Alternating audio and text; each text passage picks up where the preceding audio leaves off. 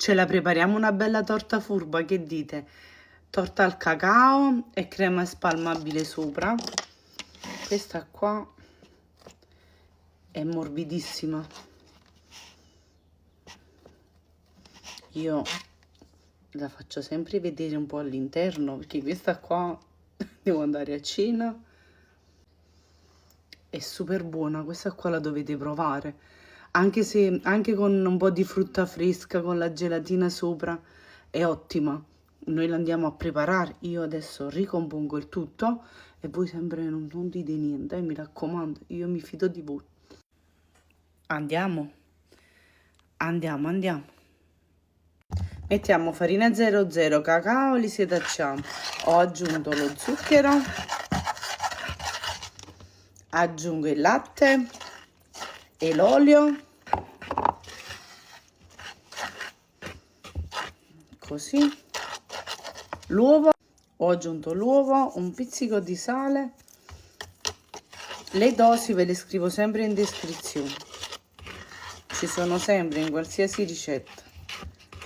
Quando è una ricetta sfiziosa e dico andate a sentimento, dovete andare a sentimento. Ma per i dolci c'è sempre. Aggiungo una bustina di lievito per dolci.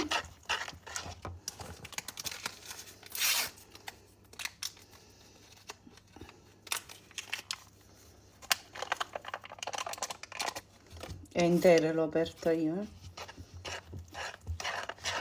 Mescoliamo. Iniziamo ad accendere il forno 180 gradi statico. Prendiamo uno stampo furbo di 28 cm.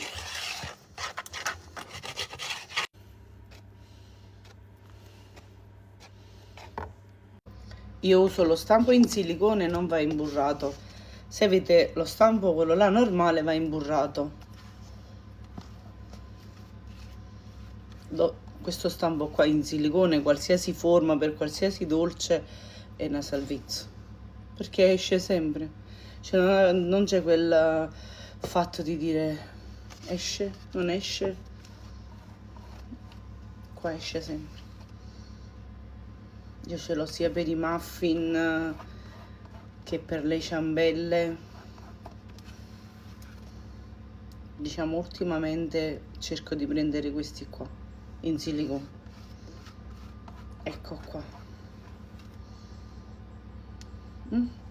Io in forno e torno subito, ma voi non vi muovete che torno subito. Eccola pronta, è stata circa 20 minuti.